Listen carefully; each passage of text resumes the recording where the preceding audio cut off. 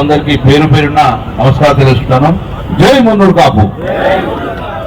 ఎక్కువ సమయం తీసుకోము, ఆకలిస్తున్నట్టుంది, 5-10 నిమిషాలు అయిపోతుంది. గౌరవనీయులు సభాధ్యక్షులు సోదరుడు మా దేవన్న గారికి ఈరోజు ఒక గొప్ప అవకాశము మన కులాన్ని కల్పించిండ్రు. గౌరవ ముఖ్యమంత్రి కేసీఆర్ గారు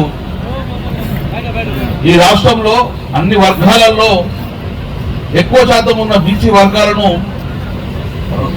రాజకీయంగా, సామాజికంగా, ఆర్థికంగా ముందుకు తీసుకురావాలి. ఆ ఉన్న బీసీ కులాలలో కూడా అతిపెద్ద కులం మున్నూరు కాపు కులం. ఈ కులాన్ని అన్ని రకాలుగా ముందుకు తీసుకెళ్లాలి. వీరికి ఎంత అవకాశం ఇస్తే అంత ఆ కుల బలంగా అవుతుందని చెప్పి భావించి ఎన్నో అవకాశాలు కల్పించారు.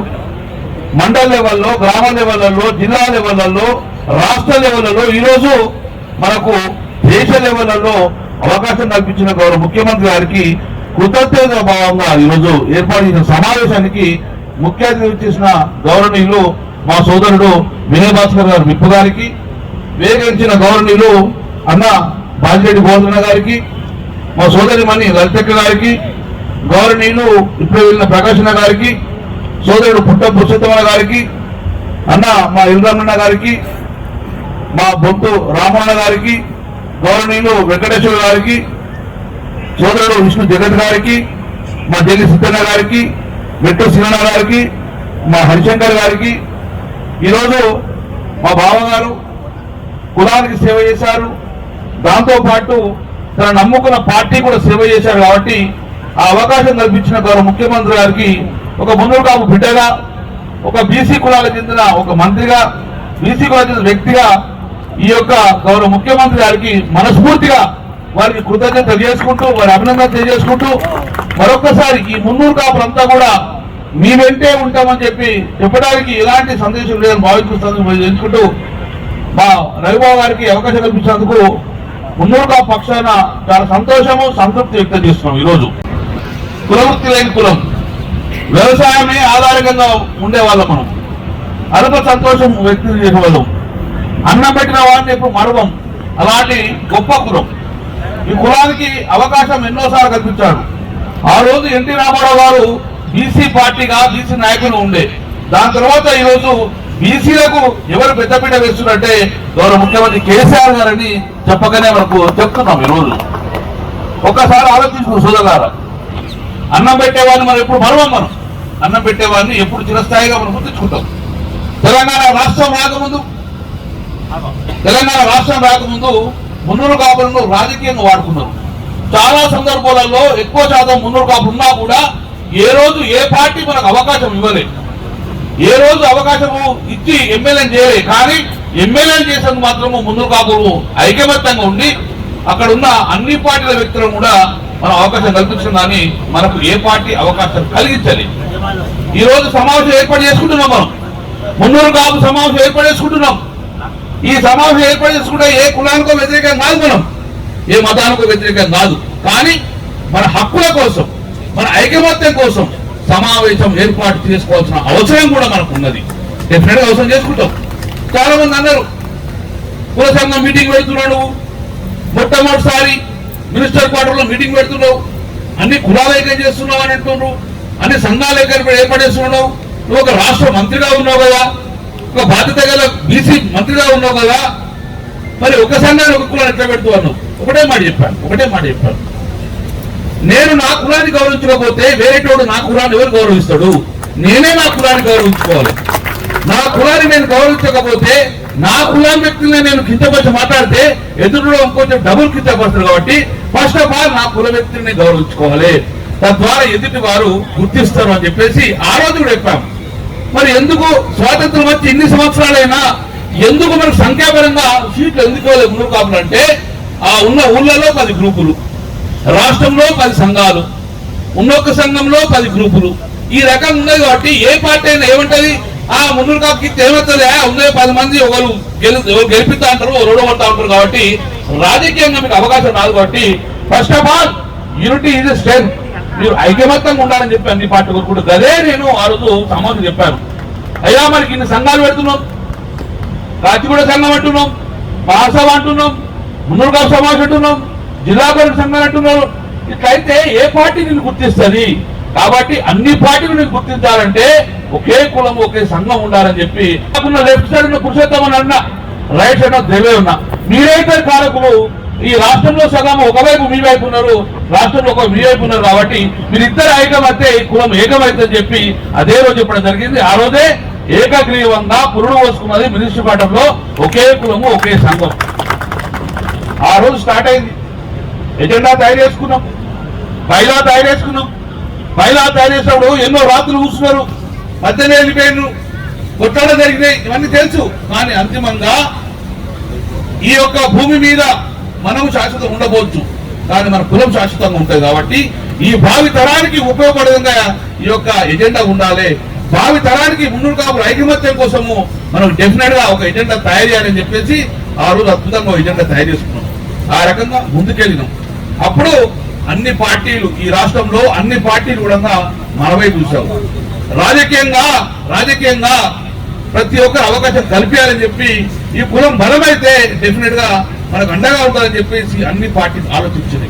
అదే రోజు గౌరవ ముఖ్యమంత్రి కేసీఆర్ గారు వెళ్తాం, అయ్యా మా పార్టీ, మా కులం పెద్ద కులం, ఈ దేశానికి అన్నం పెట్టే కులం రైతు కులం.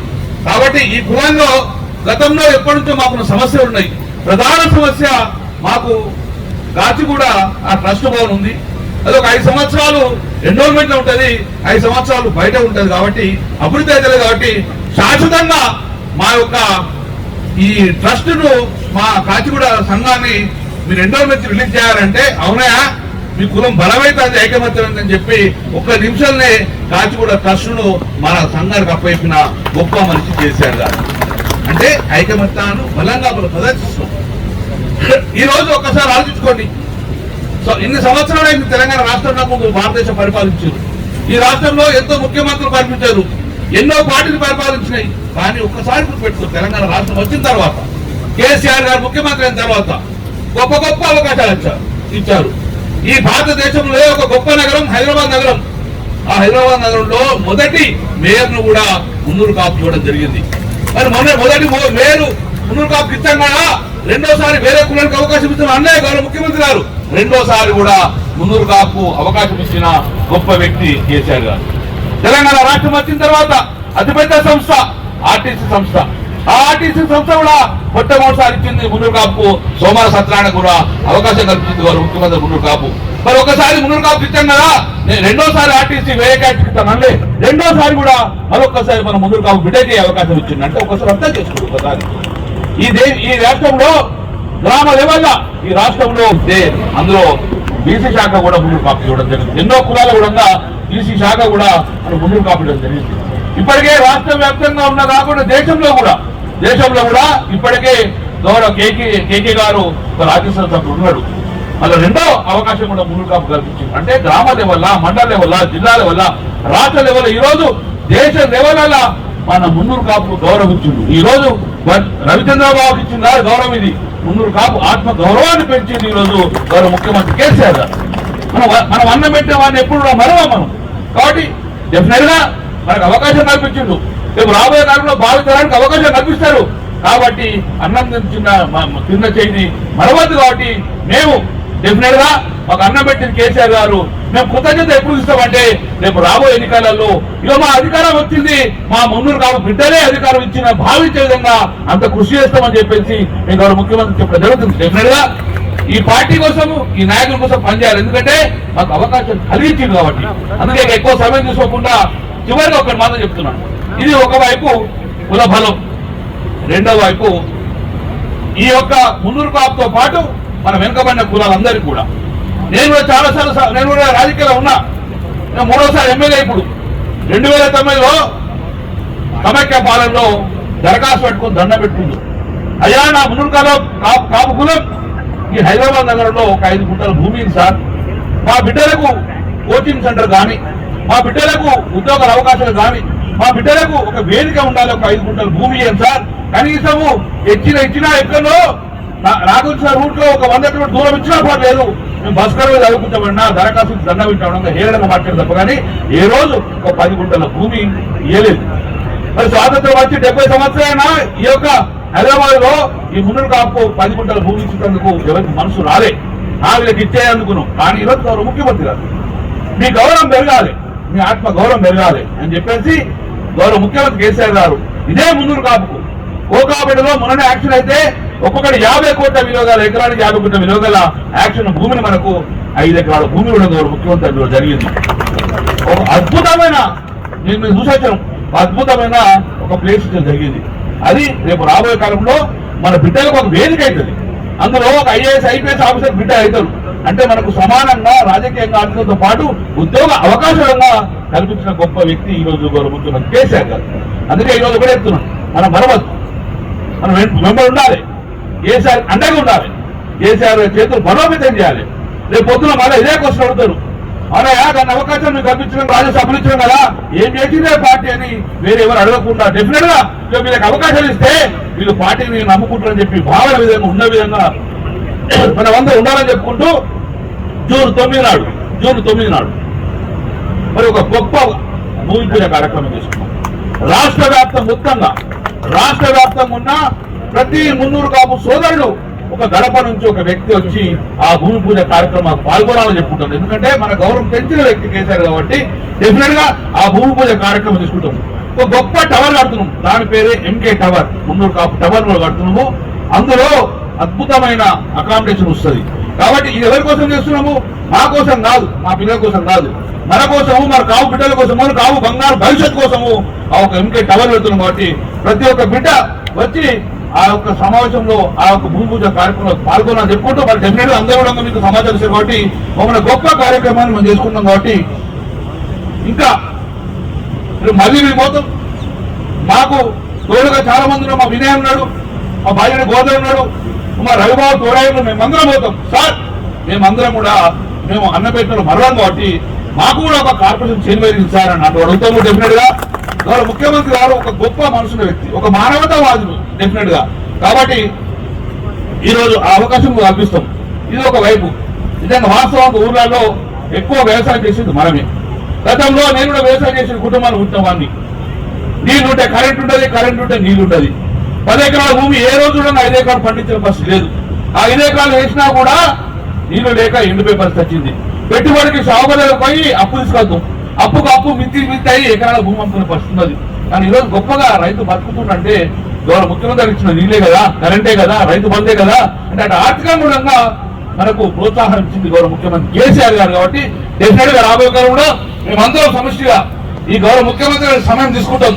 మా కులానికి ఇచ్చిన గౌరవానికి మేము చాలా సంతృప్తి కలుస్తాము. కలిసి కూడా కార్పొరేషన్ రిక్వెస్ట్ చేసుకుంటాము.